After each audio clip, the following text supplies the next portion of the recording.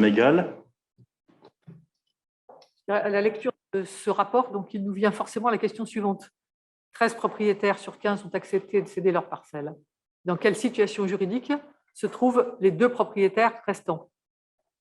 En commission, il nous a été précisé qu'ils continueront à payer des impôts sur la parcelle non cédée. Cependant, la part d'impôt correspondante doit être assez éloignée des coûts engagés par la ville pour la remise en l'état et l'entretien de l'assainissement et de la chaussée dont ils vont bénéficier. Avec cette acquisition, la rue François-Gaillard devient publique. La ville va complètement la refaire, ce qui était demandé depuis plusieurs années par les viroflésiens du quartier amenés à emprunter cette voie. Nous regrettons que l'aménagement finalement retenu conserve la circulation à double sens. Cette contrainte, couplée avec le maintien du nombre de places de stationnement légitimement attendues par les propriétaires cédant leur parcelle, conduit à ne réserver que 50 cm de largeur pour les trottoirs, ce qui est très insuffisant, notamment pour les familles et les PMR qui accèdent au parc forestier en lisière de forêt. Dans l'intérêt général, il est vraiment dommage de ne pas avoir pu profiter de cette transformation pour établir un plan de circulation avec un sens unique pour la rue François-Gaillard et la rue du 8 mai 1945, à l'instar des rues dont Gauger et Gabriel Péry. Ceci dit, nous remercions M. Ollier pour les explications qu'il nous a fournies en commission et pour le travail accompli. La ville a trouvé un compromis avec les propriétaires de cette rue dans un état déplorable depuis des années pour qu'elle devienne publique. Sa rénovation profitera à tous. Nous voterons favorablement pour cette acquisition. Je vais faire un chapeau à la réponse que fera ensuite Jean-Philippe Ollier. Compromis, c'est le terme. Et en l'occurrence, en fait, lorsqu'on est sur ce type d'opération, on cherche toujours des compromis pour arriver à négocier un certain nombre de choses, ce qui, je peux vous le dire, en fait, n'était pas gagné. C'est des années qu'on nous dit vous n'y arriverez jamais, compte tenu d'un certain nombre de conditions posées par un certain nombre de personnes. Donc voilà, notre sujet a toujours été et continuera à l'être la question de la concertation avec des habitants pour essayer de trouver le compromis le plus acceptable possible par eux-mêmes avant, pour pouvoir faire en sorte que cette décision soit prise et faire en sorte que lorsque sa décision sera prise et que nous aurons mis en place les aménagements nécessaires, ces aménagements soient profitables au plus grand nombre. Voilà, donc je voulais faire ce chapeau-là parce que, vous l'avez dit, Mme Egal, c'est un compromis qu'on trouve. Et malheureusement, on n'a pas toujours exactement tout ce qu'on souhaiterait dans un compromis. C'est le principe. Donc, je vais essayer, Jean-Philippe Ollier, répondre plus précisément à vous-même, Mme Egal et Mme. Oui, merci, Monsieur le maire. Mes chers collègues, quelques petits points ponctuels. Tout d'abord, effectivement, comme l'a dit Monsieur le maire, pas de négociation. La négociation a quand même été longue. Pas de consensus, pas d'unanimité, ça c'est vrai. On n'a pas obtenu l'unanimité. Je le regrette, et je le regrette d'autant plus que finalement, j'ai cherché toutes les solutions qui permettaient de se rapprocher le plus possible de ce que les 3 parcelles qui refusaient le projet m'avaient réclamé. Et lorsque j'ai fait une réunion publique, enfin une réunion avec l'ensemble des riverains, j'ai proposé 3 solutions. Une relativement proche de ce qu'il y a aujourd'hui, en tout cas à première vue, une autre qui était un petit peu différente, mais qui était une solution bis par rapport à celle-là, c'était les solutions A et B, et puis une solution C qui était très proche de ce que réclamaient les 3 qui étaient opposés au projet.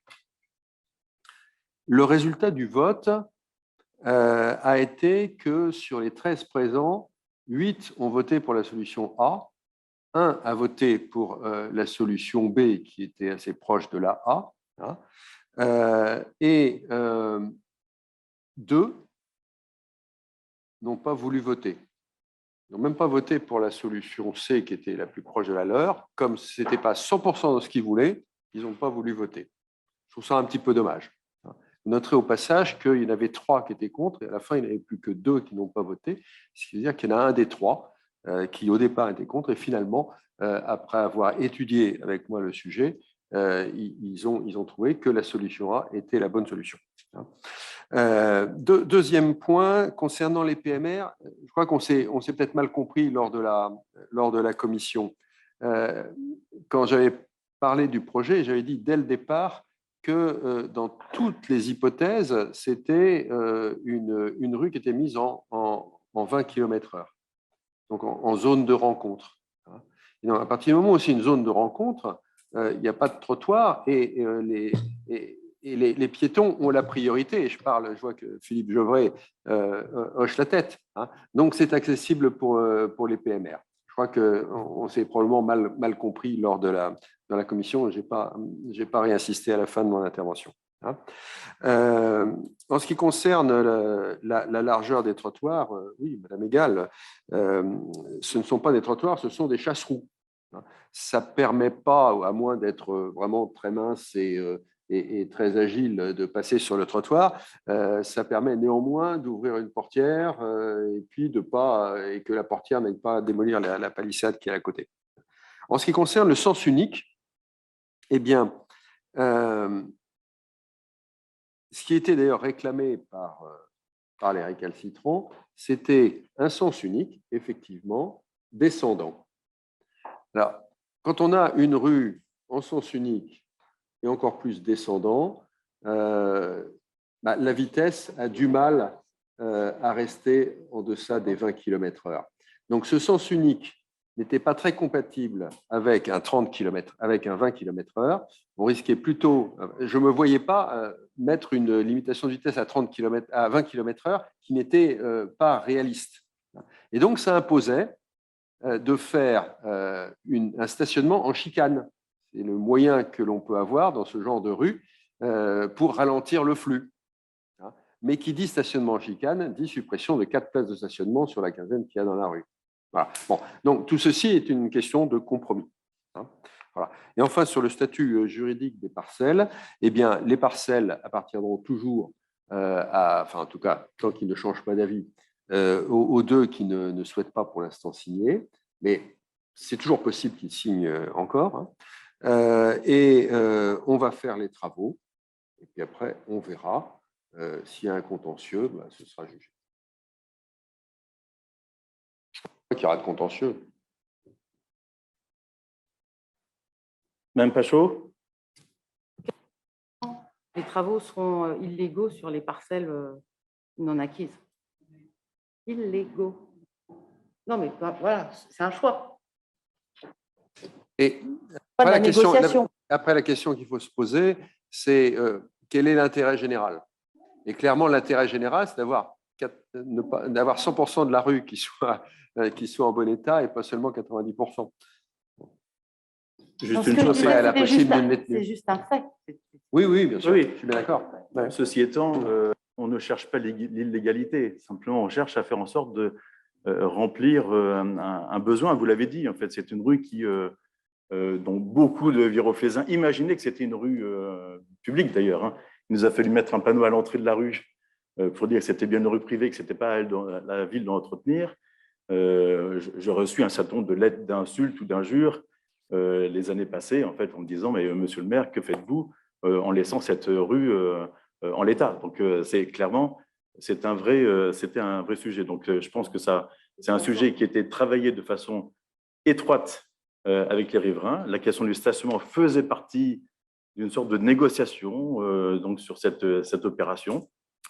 Et donc, qui dit négociation, dit forcément arriver à trouver quelque chose qui corresponde le mieux possible à ce que les uns et les autres attendent. Après, on verra ce qui se passe. C'est l'occurrence, si quelqu'un a quelque chose à dire, qu'il le dise et puis qu'il se taise à tout jamais. Oui, mon sentiment à moi, c'est que quand ils verront comment la rue aura été refaite, y compris sur leur parcelle à eux, je pense qu'ils admettront que c'est bien et ils n'iront pas au conflit. Ça remonte, le travail sur cette rue remonte aux mandats précédentes. très clairement, hein, j'ai Roland Delhomme qui avant a occupé la délégation de Jean-Philippe Ollier, avait déjà passé quelque temps déjà sur cette question de la rue François Gaillard. On a aussi un collègue en fait qui faisait partie des oppositions à l'époque qui était très intéressé par le passage de cette rue du côté privé au côté municipal. Voilà. Et à partir du moment où c'est la seule rue privée qui soit une rue communicante entre deux rues publiques, il a paru important de pouvoir le faire et sans entamer des démarches qui pouvaient là aussi, j'ai entendu parler, mais il fallait exproprier les personnes récalcitrantes en l'occurrence. Ce sont des démarches qui sont extrêmement longues et avec une certitude d'aboutir qui n'est pas si évidente que ça. Et donc, en fait, il nous a paru plus raisonnable d'essayer de travailler à l'amiable et puis d'avancer sur ce projet d'ordre public. Voilà. Nous passons donc au vote sur cette délibération. Y a-t-il des oppositions, des abstentions? 4 abstentions donc. Je vous remercie.